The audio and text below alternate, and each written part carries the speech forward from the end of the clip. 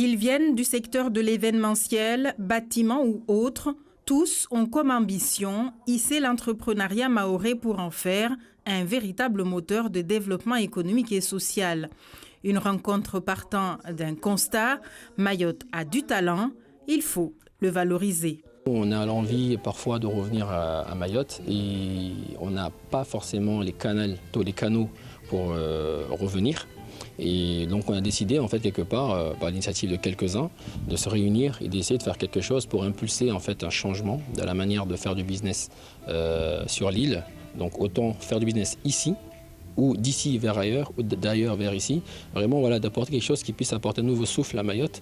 Et pas forcément que Mayotte réclame le regard du monde, mais c'est peut-être le regard du monde qui vienne vers Mayotte. Cela commence dès le jeune âge, comme le rappellera ici un des experts de la formation. Pour ces derniers, accompagner les jeunes est l'une des clés pour la réussite. C'est pas à 50 ans qu'on peut changer les choses, c'est vraiment dès le plus jeune âge et leur faire prendre conscience que oui, le mazaraka, c'est pas une fin en soi.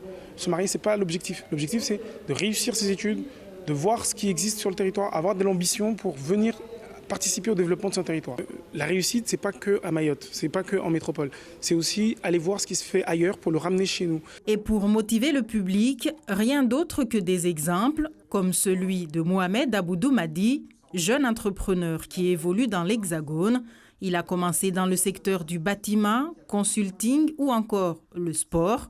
Il est aujourd'hui à la tête de 6 sociétés. J'aimerais tout simplement que les jeunes Mahorais comprennent que il y a la possibilité de faire beaucoup de choses. C'est juste une histoire en fait de croyance et de volonté. Et le fait de m'être déplacé, parce que c'est un voyage vraiment très très court, leur expliquer que c'est vraiment possible. En fait, c'est pas que à la télé qu'on voit ça. Elle se veut d'être un impulseur, dans la mesure où on est dans un monde où le territoire doit évoluer perpétuellement et trouver sa place où il y a beaucoup de confrontations, souvent pour des buts économiques. Si retombées il y a, après cette première édition, les organisateurs pourraient faire de cet événement le rendez-vous des entreprises mahoraises les plus ambitieuses.